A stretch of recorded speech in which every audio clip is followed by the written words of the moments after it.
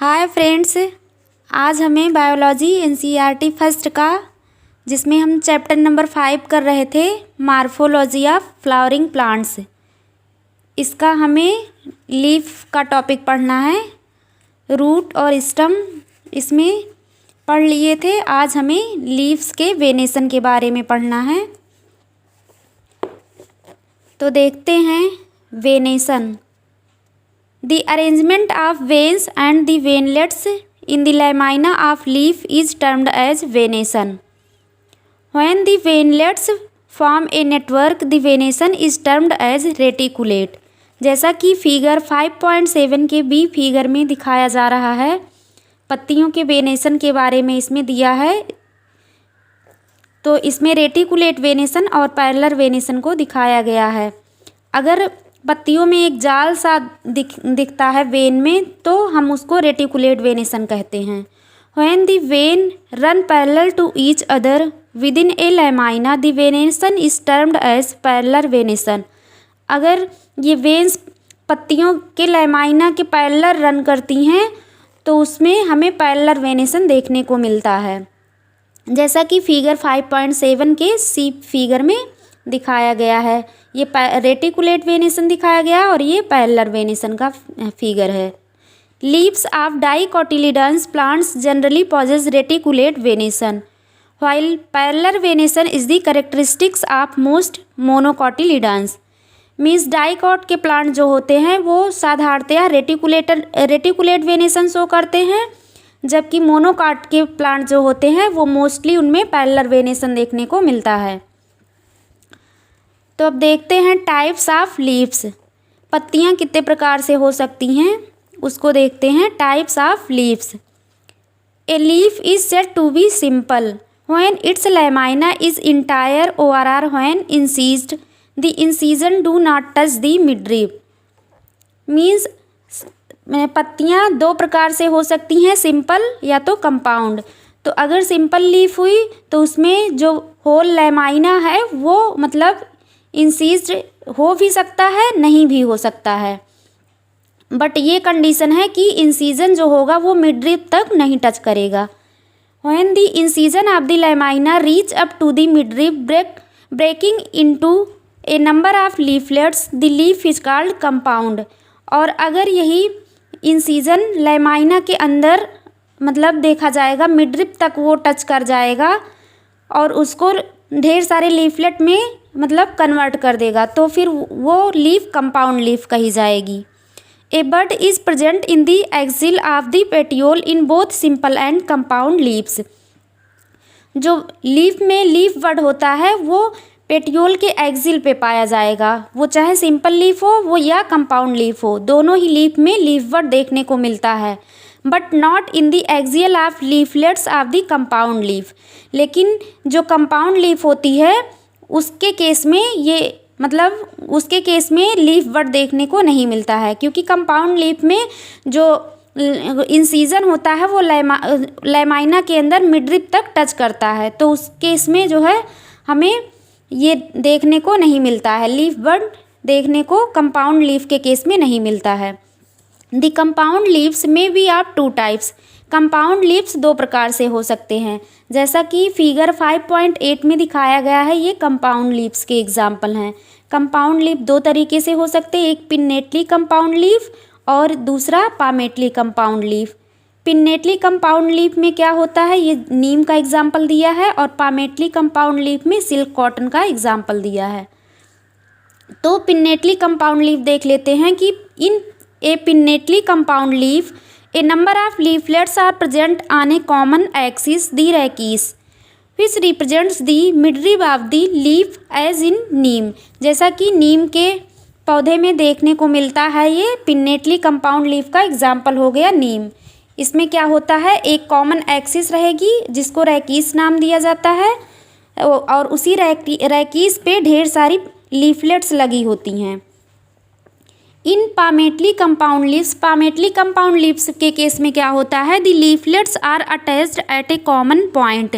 जहाँ पे वहाँ पे एक कॉमन एक्सिस पे सारे लीव्स पाए जा रहे थे। पिन्नेटली कंपाउंड लीफ के केस में जो है एक कॉमन एक्सिस था, और पामेटली कंपाउंड लीव्स के केस में ये याद रखना है कि एक कॉमन पॉइंट पे सारी पत्तियां लगी होंगी। At the tip of petiole, petiole के टिप पे एक कॉमन पॉइंट पे जो है सारी लीफलेट्स लगी होंगी। एज इन सिल्क कॉटन, जैसा कि सिल्क कॉटन में अभी अभी हमने देखा। अब हमें पढ़ना है फिलोटैक्सी। फिलोटैक्सी क्या होता है? Phyllotaxy is the pattern of arrangement of leaves on the stem और आर ब्रांच। मतलब किसी भी स्टेम या ब्रांच पे पौधे के किसी भी स्टेम या ब्रांच पे जो पत्तियों का अरेंजमेंट होता है उसी के पैटर्न को ही फिलोटैक्सी कहा जाता है। This is usually of 3 types, और ये फिलोटैक्सी 3 प्रकार का हो सकता है। Number first alternate, number second opposite, और नंबर थर्ड होल्ड। जैसा कि इस फिगर में दिखाया गया है, सबसे पहले ये फिगर चाइना रोज का है। इसमें अल्टरनेट लीव्स दिखाई गई हैं, अल्टरनेट पे लगी हुई हैं पत्तियां। और ये बी फिगर जो है ये किसको रिप्रेजेंट कर रहा है? अपोजिट। जैसे कि इसका एग्जाम्पल गुआवा है, गुआवा की पत्ती में जो है अपोजिट लीव्स लगी होती हैं। एक ही नोट से जो है मतलब दोनों लीव्स जो होती हैं सेम नोट से ही निकली होंगी, बट वो अपोजिट डायरेक्शन में होंगी। और होल्ड लीफ का एग्जाम्पल एलिस्टोनिया, ये इसमें एलिस्टोनिया की पत्ती दिखाई गई है। तो देखते हैं अल्टरनेट टाइप में क्या होता है। In alternate type of phyllotaxy a single leaf arises at each node in alternate manner as in China rose, mustard and sunflower plants. मतलब अल्टरनेट फिलोटैक्सी में क्या होता है, एक सिंगल लीफ ही मतलब एक नोड से एक सिंगल लीफ ही हमें देखने को मिलती है। एक नोड से एक सिंगल लीफ ही निकलेगी, फिर अगले नोड से दूसरी लीफ निकलेगी अल्टरनेट मैनर में। और ये किस में देखने को मिलता है? चाइना रोज, मस्टर्ड और सनफ्लावर के प्लांट में अल्टरनेट लीफ देखने को मिलती है। इन अपोजिट टाइप, और अपोजिट टाइप में क्या होता है? A pair of leaves arise at each node and lies opposite to each other as in calotropis and guava plants. Opposite phyllotaxy के केस में क्या होता है? जैसे अल्टरनेट फिलोटैक्सी में था कि एक सिंगल लीफ एक नोड से निकल रही थी, और अपोजिट के केस में क्या है कि एक पेयर लीव्स जो होगी वो प्रत्येक नोड से निकलेगी, और वो भी अपोजिट डायरेक्शन में दोनों लीव्स लगी होंगी। और इसका एग्जाम्पल कैलोट्रोपिस यानी मदार का पौधा, और गुआवा मीन्स अमरूद का प्लांट जो है, ये 2 एग्जाम्पल अपोजिट के एग्जाम्पल हो गए। If more than 2 leaves arise at a node and form a whole, it is called hold as in एलिस्टोनिया। जैसा कि एलिस्टोनिया के फिगर में अभी हमने देखा कि 2 या 2 से अधिक ही मीन्स ढेर सारी पत्तियां एक नोड पे मतलब एक नोड से निकली हुई हमें दिखेंगी गुच्छे के फॉर्म में, ऐसे यानी कि एक होल बना लेती हैं, होल के फॉर्म में निकलेंगी, तो इसीलिए इसका नाम ही पड़ गया होल्ड। तो इस होल्ड जो है ये फिलोटैक्सी किस में हमें देखने को मिलती है? एलिस्टोनिया के लीफ में। अब हमें मॉडिफिकेशंस ऑफ लीव्स के मॉडिफिकेशन के बारे में पढ़ना है। जैसे कि हमने रूट और स्टेम का मॉडिफिकेशन देखा था, वैसे ही अब हमें लीव्स का भी मॉडिफिकेशन पढ़ना है। तो देखते हैं modifications of leaves. Leaves are often modified to perform functions other than photosynthesis. मतलब मेन फंक्शन लीव्स का जो होता है वो तो फोटोसिंथेसिस होता है। अगर फोटोसिंथेसिस के अलावा भी और सारी फंक्शंस देखने को मिलती हैं पत्तियां की, तो मीन्स इसका मतलब हुआ कि लीफ अपने आप को मॉडिफाई कर ली है। They are converted into tendrils for climbing as in peas, or are into spines for defence as in cactus. Means cacti के पौधे में जो ये पत्तियां होती हैं ये अपने आप को मॉडिफाई 2 तरीके से कर सकती हैं। जैसा कि इसमें है टेंड्रिल्स में वो अपने आप को मॉडिफाई कर सकती हैं, या तो स्पाइंस में। टेंड्रिल्स जो होती हैं वो लीफ का मॉडिफिकेशन है, जैसा कि पी मीन्स मटर के पौधे में देखने को मिलता है। और ये टेंड्रिल जो होती हैं क्लाइंबिंग में, प्लांट के क्लाइंबिंग में मदद करती हैं। और जो स्पाइंस होती हैं ये भी लीव्स का मॉडिफिकेशंस होती हैं, और ये जो है कैक्टस के प्लांट में देखने को मिलता है, और ये डिफेंस में मतलब डिफेंस में जो है हेल्प करती हैं। The fleshy leaves of onion, जो अनियन में लीव्स पाई जाती हैं वो फ्लैशी होती हैं। And garlic store found, onion और गार्लिक यानी कि लहसुन और प्याज में हमें फ्लैशी लीव्स देखने को मिलती हैं और वो फूड का स्टोरेज करती हैं। जैसा कि फिगर 5.10 के सी फिगर में ये अनियन दिखाया गया, इसमें मॉडिफिकेशन ऑफ लीफ को दिखाया गया है। सबसे पहला ये फिगर पी का मटर का है। ये इसमें पत्ती जो दिखाई गई है, मतलब ये जो टेंड्रिल है ये लीफ का मॉडिफिकेशन है और ये किस में मदद करता है, क्लाइंबिंग में। और ये कैक्टस के पौधे में जो स्पाइंस दिखाए गए ये भी लीव्स मॉडिफाइड इनटू स्पाइंस। और ये स्पाइंस किस में हेल्प करेंगे, ये डिफेंस में मतलब डिफेंस में हेल्प करते हैं। और अनियन में फ्लैशी लीव्स दिखाई गई है और ये फूड के स्टोरेज में हेल्प करती हैं। In some plants such as Australian acacia, the leaves are small and short lived.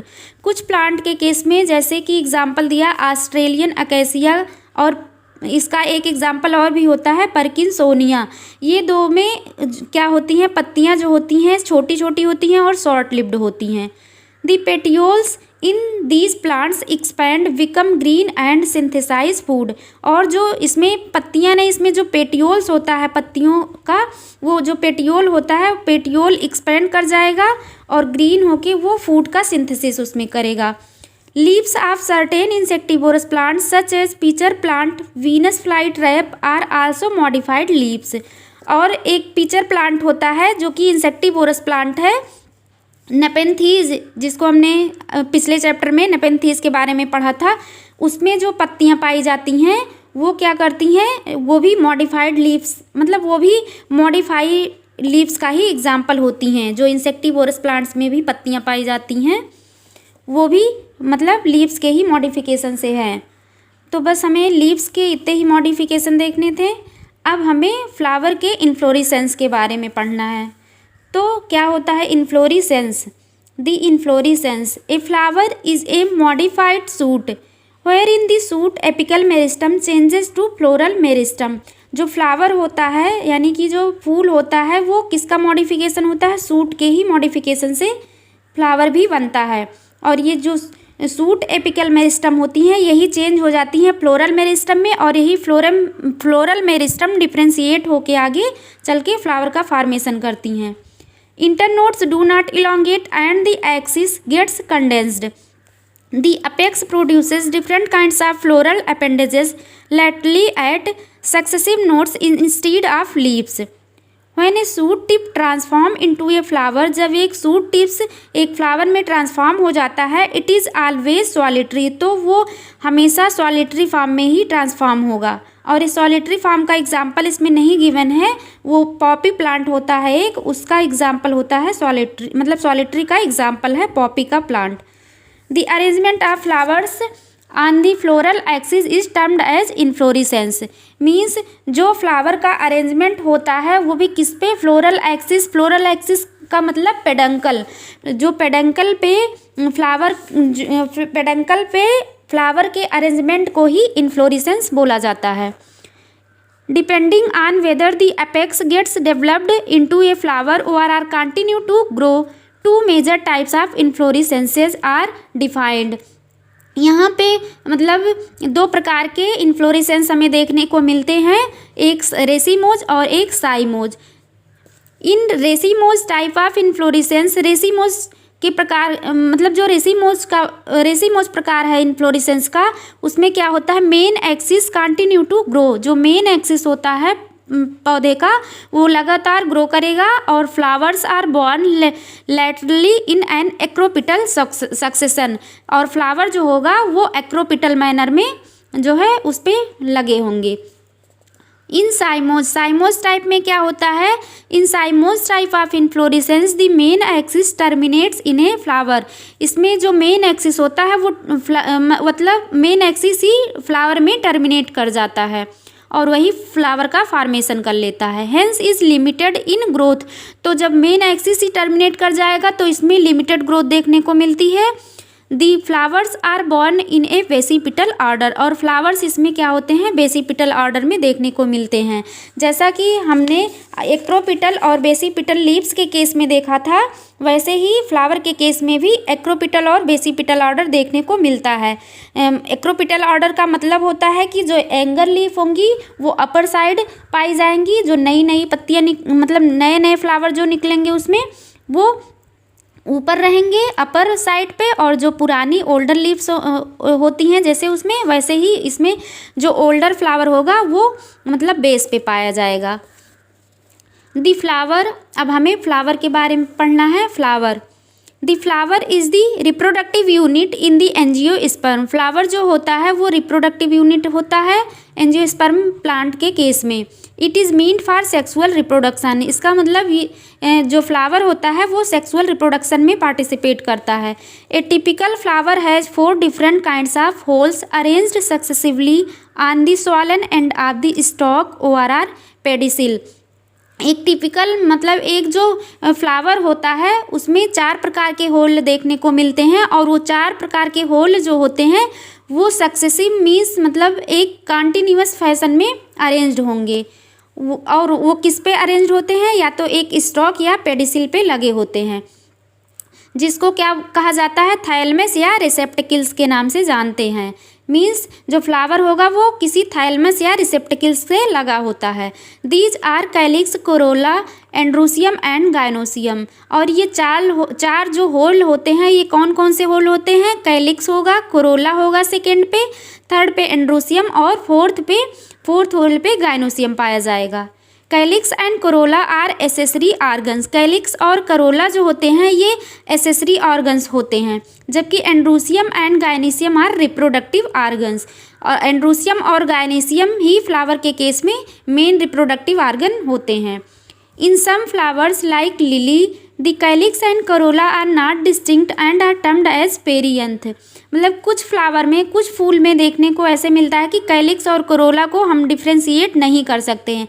Means calyx और करोला को हम अलग अलग नहीं देख के बता सकते हैं कि ये कैलिक्स है और ये करोला है।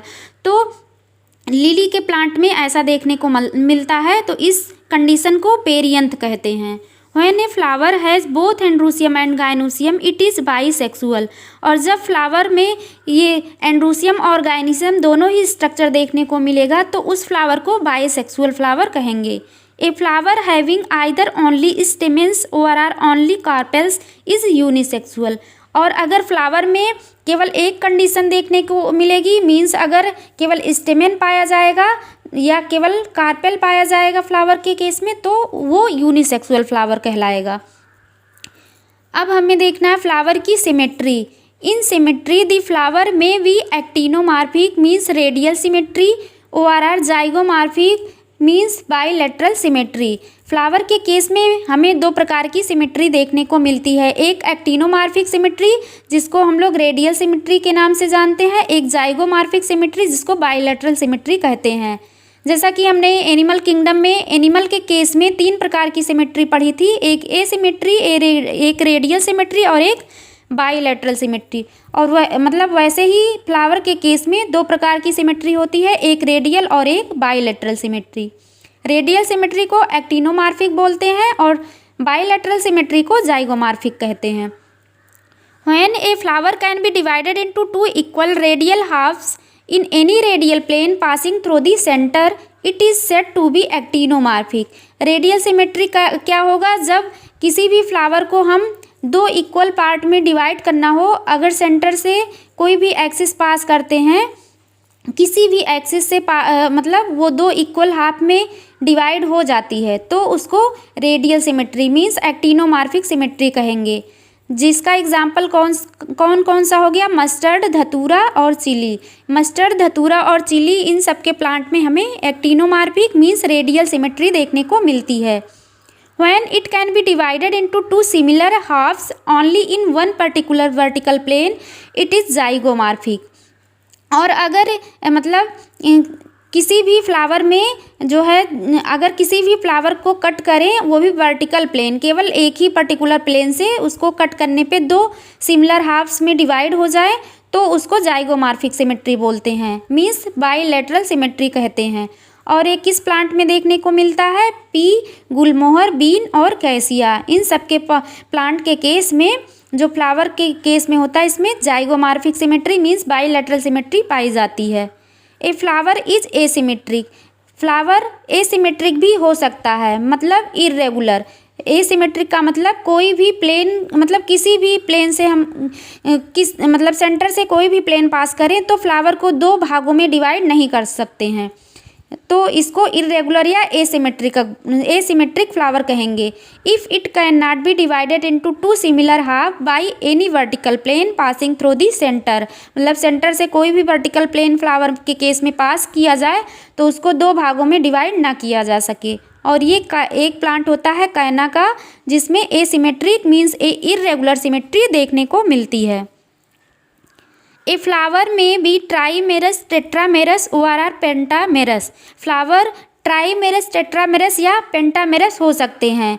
किस आधार पे? When the flower appendages are in multiple of 3, 4 और 5 रिस्पेक्टिवली, अगर जो ये फ्लोरल अपेंडेजेस होते हैं, फ्लोरल अपेंडेजेस मतलब कैलिक्स, कोरोला, एंड्रोसियम और गायनीसियम, ये जो कैलिक्स और कोरोला होते हैं ये अगर किस मल्टीपल में है? 3, 4 और 5 के मल्टीपल में देखने को मिलते हैं, तो हम उन्हें ट्राइमेरस, टेट्रामेरस और पेंटामेरस फ्लावर बोलते हैं। अगर 3 होल पाए जा रहे हैं तो मतलब 3 के उसमें पाए जा रहे हैं तो ट्राइमेरस, 4 में पाए जा रहे हैं तो टेट्रा और 5 के उसमें पाए जा रहे हैं तो पेंटामेरस फ्लावर हो जाएगा। फ्लावर्स विद ब्रैक्ट्स, फ्लावर में भी ब्रैक्ट्स देखने को मिलते हैं। और ये ब्रैक्ट्स क्या होते हैं? ब्रैक्ट्स मतलब reduced leaf found at the leaf of the pedicel, अगर कोई एक रिड्यूस्ड मतलब छोटी सी पत्ती, हमें पत्ती नुमा संरचना दिख रही है, रिड्यूस्ड लीफ इसीलिए कह रहे हैं, अगर रिड्यूस्ड लीफ पेडिसिल के बेस पे देखने को मिल रहा है तो वो फ्लावर ब्रैक्टिएट होगा। एंड दोज विदाउट ब्रैक्ट, और जिसमें ब्रैक्ट्स नहीं पाए जाएंगे उस फ्लावर को ई ब्रैक्टिएट कहेंगे। तो based on the position of calyx, Corolla and androecium in respect of the ovary on the thalamus, the flowers are described as hypogynous, perigynous and epigynous। जैसा कि फिगर 5.13 के केस में दिखाया गया है, position of floral parts on thalamus, floral parts की position अगर ovary के कंपेयर में देखा जाए तो फ्लावर को 3 पार्ट में डिवाइड किया गया है। नंबर पहला ये फिगर में है हाइपोगाइनस, और सेकेंड है पेरीगाइनस, और थर्ड है हमें एपीगाइनस की कंडीशन इसमें दिखाई गई है। फिगर ए हाइपोगाइनस को रिप्रेजेंट कर रहा है, फिगर बी जो है पेरीगाइनस को रिप्रेजेंट कर रहा है, फिगर सी जो है बी और सी दोनों ही पेरीगाइनस को रिप्रेजेंट कर रहे हैं, और डी जो है एपीगाइनस को रिप्रेजेंट कर रहा है। तो देखते हैं कि हाइपोगाइनस और एपीगाइनस और पेरीगाइनस इनमें क्या कंडीशन होती है। In the hypogynous flower the gynoecium occupies the highest position, जो हाइपोगाइनस फ्लावर होगा उसमें क्या होगा कि जो गायनीसियम होगी, क्योंकि गायनीसियम की रिस्पेक्ट में ही हमें देखना है, तो गायनीसियम सबसे अपर पोजीशन पे पाया जाएगा, हाईएस्ट पोजीशन पे पाया जाएगा, और जो सारे फ्लोरल पार्ट्स होंगे उसके मीन्स कैलिक्स, करोला और एंड्रोसियम गायनीसियम के नीचे पाए जाएंगे। While the other parts are situated below it, मतलब ओवरी सबसे ऊपर, मतलब जो गायनीसियम होगी वो सबसे ऊपर पाई जाएगी। तो इसलिए इस प्रकार की जो ओवरी होगी, इस प्रकार के फ्लावर में जो ओवरी होगी उसको सुपीरियर ओवरी कहते हैं। ओवरी इन सच फ्लावर, इस प्रकार के फ्लावर में जो ओवरी होगी said to be superior, ovary जो होगी सुपीरियर होगी और फ्लावर हाइपोगाइनस होगा। और इसका एग्जाम्पल है मस्टर्ड, चाइना रोज और brinjal, means mustard, China rose और ब्रिंजल के फ्लावर में हमें हाइपोगाइनस और या सुपीरियर ओवरी देखने को मिलती है। If gynoecium is situated in the centre and other parts of the flower are located on the rim of the thalamus almost at the same level, it is called perigynous. मतलब अगर gynoecium जो है centre में पाया जा रहा है, means एक रिम बना लेता है, जैसे कि सारे और पार्ट्स उसको गायनोसियम के को सराउंड किए होंगे, तो वो कंडीशन पेरीगाइनस की होगी। The ovary here is said to be half inferior, और पेरीगाइनस की कंडीशन में जो ओवरी होगी वो हाफ इन्फीरियर ओवरी होगी। और हाफ इन्फीरियर ओवरी ये किस में देखने को मिलती है? प्लम, रोज और पीच, ये 3 फ्लावर हैं। इसमें जो ओवरी होगी वो हाफ इन्फीरियर होगी और फ्लावर कैसा होगा? पेरिगाइनस फ्लावर होगा। इन एपिगाइनस फ्लावर और एपिगाइनस फ्लावर के केस में क्या होगा? The margin of thalamus grow upwards enclosing the ovary completely and getting fused with it. इस केस में एपिगाइनस फ्लावर के केस में क्या होगा? जो थैलमस का मार्जिन होगा वो बहुत ज़्यादा ग्रो कर जाता है और ग्रो करके ऊपर की तरफ जाके वो पूरे ओवरी को कवर कर लेता है। जब पूरे ओवरी को कवर कर लेगा तो मतलब वो जाके आपस में ऊपर फ्यूज भी कर जाएगा। और the other part of the flower arise above the ovary, और जो और पार्ट होंगे मीन्स कैलिक्स, करोला और एंड्रोसियम होगा वो ओवरी के ऊपर जाके सब मिल जाते हैं एक जगह। Hence the ovary is said to be inferior, और इस प्रकार के ओवरी को इन्फीरियर ओवरी कहते हैं। As in flower of guava and cucumber and the ray florets of sunflower. Inferior ovary किसमें देखने को मिलती है? गुआवा के केस में मीन्स अमरूद के, और कुकम्बर एंड द रे फ्लोरेट ऑफ सनफ्लावर। सनफ्लावर के केस में 2 प्रकार के फ्लावर देखने को मिलते हैं। एक तो जो रे फ्लोरेट होता है उसके केस में हमें जो है इन्फीरियर ओवरी देखने को मिलती है। तो हमें बस इतना ही पढ़ना था। अब फ्लावर के और भी पार्ट्स हैं, उसको हमें मतलब अगले पार्ट में पढ़ेंगे फ्लावर के अन्य पार्ट, कैलिक्स, कोरोला, एंड्रोसियम और गाइनेसियम के बारे में। तो आज इतना ही पढ़ेंगे बस। Thank you.